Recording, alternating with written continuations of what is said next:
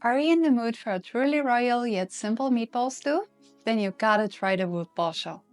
It consists of scrumptious meatballs and potatoes cooked in a savory tomato sauce and served with rice.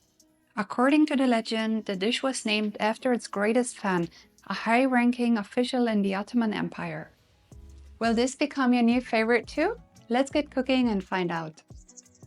If you're new here, welcome. My name is Kitty, and this channel is all about Middle Eastern recipes and culture, with a special focus on my beloved country, Jordan. Let's have a quick look at the ingredients. For the meatballs, you can use ground beef, ground lamb, or a mix of both. For the flavor, it's best to use meat with at least 20% fat instead of a lean alternative. In contrast to the Turkish version of the dish, the Arabic one has potatoes. Russet potatoes are a good choice. Then we'll need flat leaf parsley for the meatballs. I'll explain more on this later in this video. 1 onion for the sauce and another one for the meatballs. Garlic cloves for the sauce and the meatballs. To season, we'll need 7 spice, salt, and pepper. 7 spice, also known as baharat, is a signature Middle Eastern spice blend that you can find at any grocery store or simply make your own. I'm including more info on the recipe in the description box. For the sauce, we'll need tomato puree, store-bought or made from scratch. Tomato paste is used to enhance the flavor, but it's optional. Tap water for the sauce. Olive oil is needed to saute the meatballs and the onions for the sauce. There's a link in the description box for a complete list of ingredients and amounts which you can save for printout. Are you ready to make the most delicious meatball stew of the Middle East? Yalla, let's get started. First, we're gonna prepare our potatoes. Peel the potatoes and cut them into bite-sized chunks. By the way, I recommend you pre-cook the potatoes in water instead of adding the raw potatoes to the tomato sauce. That's because potatoes cook much slower in tomato sauce. Partially cooking them in water beforehand ensures you won't end up with semi-cooked potatoes. To parboil them, add the potato chunks to a saucepan and add water. The exact cooking time depends on the type and size of your potatoes. 6 to 7 minutes after the water starts boiling is a good indication. The texture should be tender but still a little firm. Drain immediately and let cool while you prepare the other ingredients. Next, we'll chop the remaining vegetables for the sauce and meatballs. I'm gonna start with the onions. One of the onions should be roughly diced. That one is going to the tomato sauce. The second onion is for the meatballs and needs to be very finely chopped. Finely dice using a knife. If you can't achieve a fine chop, you could also blend it in a food processor. Chopping with a knife is easier and faster.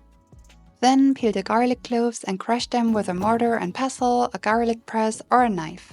And last but not least, finely chop some fresh leaf parsley for the meatballs. Similar to the onions, aim for a very fine chop. Once all the ingredients are finely chopped, let's put together our meat mixture for the meatballs. Add ground meat, the very finely chopped onion, and parsley to a large mixing bowl, along with the seasonings. 7 spice, salt, and pepper. Knead well with your hands to ensure that all the ingredients are mixed thoroughly. By the way, onions and parsley don't only add to the flavor, but they are supposed to hold the meatballs together. That's why it's important to finely dice them. That's actually very common in Middle Eastern cuisine. We don't need to add any egg or breadcrumbs for the meatballs. Ideally, allow the mixture to rest for 2 to 3 hours before you proceed. Now begins the fun part. Let's shape the meatballs. To make it easier and avoid the meat from sticking to your palms, you could dip your hands in water or simply wear gloves. Take about 2 tablespoons of the meat mixture and shape them into circular meatballs.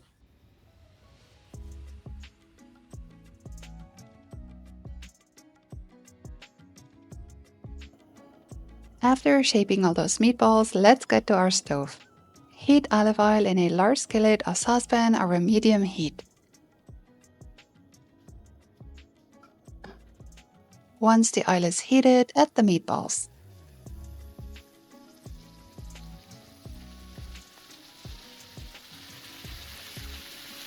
Fry them for 3 to 4 minutes until brown from all sides.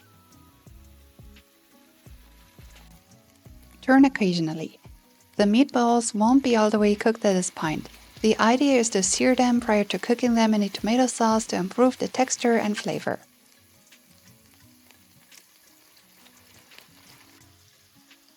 Remove the meatballs from the skillet but keep the oil in the pan.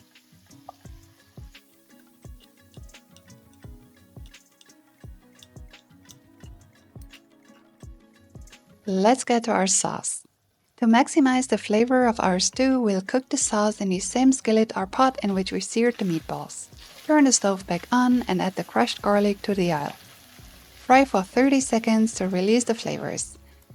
Then add the roughly chopped onions to the pan.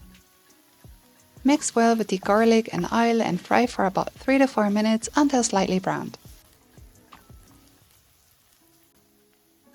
Add tomato paste and combine with the onions. To wrap up the sauce, add tomato puree and the seasonings, 7 spice, salt, and pepper.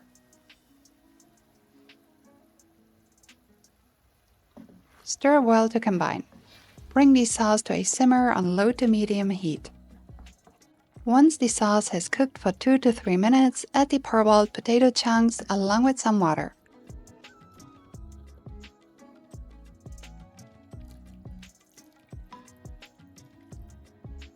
Once again, bring to a gentle boil, then reduce the heat to low, close the lid and simmer for about 2 to 3 minutes.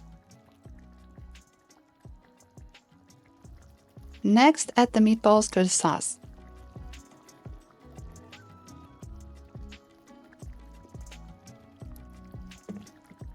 Stir gently to cover the meatballs in tomato sauce. Add the lid back to the pan and simmer for another 12 to 15 minutes until the potatoes are fork tender and the meat fully cooked.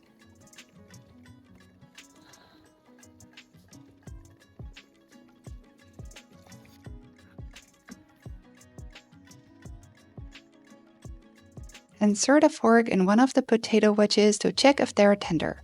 Garnish the stew with some finely chopped parsley and, if you like it fancy, some toasted pine nuts or almonds. While the stew was simmering, I went ahead and prepared some Arabic butter rice, which is traditionally served with this dish. The recipe for the rice and more delicious Middle Eastern recipe ideas are available on my channel. Feel free to check them out and subscribe. And that's it, your Dawood Basha is ready. Sahtin, enjoy!